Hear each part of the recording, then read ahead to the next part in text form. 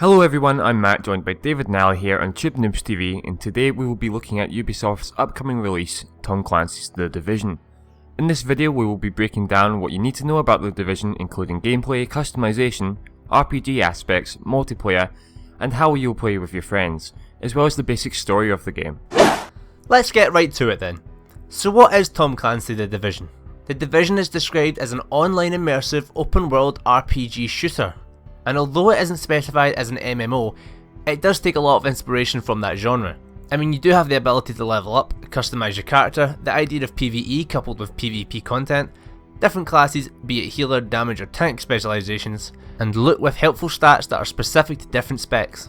There's also an in-game crafting system which allows the crafting of attachments for your various weapons, and finally, the fact that the game is an online open world that will have many players in the area at the same time.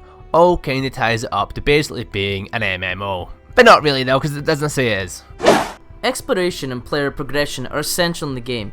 Use your skills, weapons and wits in combat to defeat the various enemies in the game, players or NPCs just alike. Play in a persistent and dynamic environment that combines the use of tactical decisions, RPG actions and trading.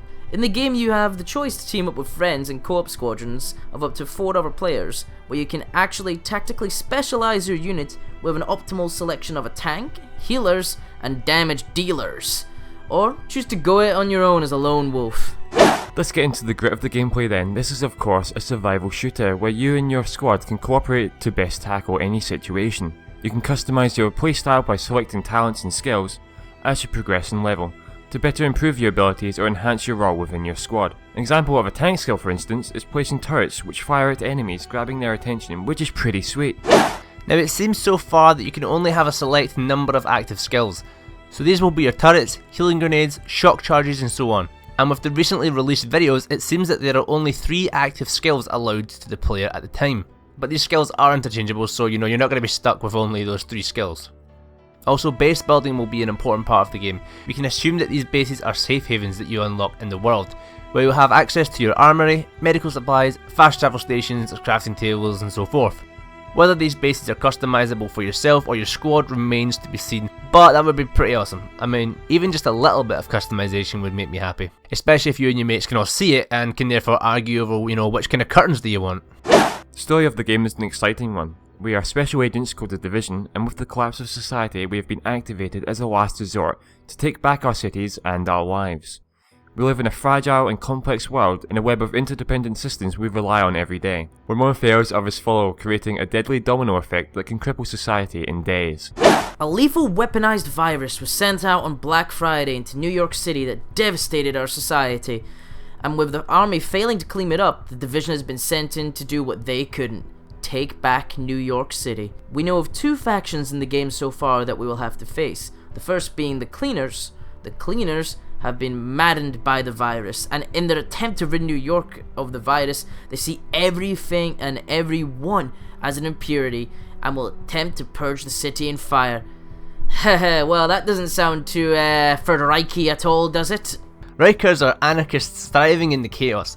They are escaped convicts from Rikers Island and are very hostile and extremely dangerous. The Division's job is to rid the city of both factions, the Cleaners and the Rikers, in order to restore society. This game also has aspects of any survival game, where we will have to harvest or scavenge for resources, such as food and water, to survive, which is really cool. Yet another addition to the game that will allow it to feel more immersive. Dude, check out Manhattan. Moving on then, and after you progress in levels, the end game, if you will take place in the heart of New York City, the island of Manhattan, otherwise known as the Dark Zone in the game. This zone was evacuated by the military, who left behind their best weaponry and gear, so this area is teeming with epic loot. However, the enemies in this area are elite and very powerful, so it will take a full squad who are fairly well leveled to even have a hope of survival in this zone. And it isn't just the Rikers or the Cleaners we will have to worry about in this zone, oh no. This is where the PvP aspect of the game comes in. That's right. We will also have to navigate this area and watch out for other squads of players who can steal any of the loot you pick up in the Dark Zone just by killing you.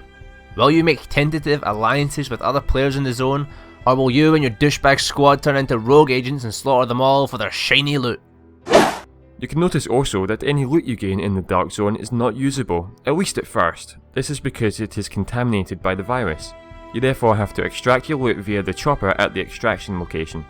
However, this will notify other players around you via a flare that takes place in the extraction zone, and for 90 seconds you will have a big juicy target on your back while waiting desperately for the extraction. Get to the chopper!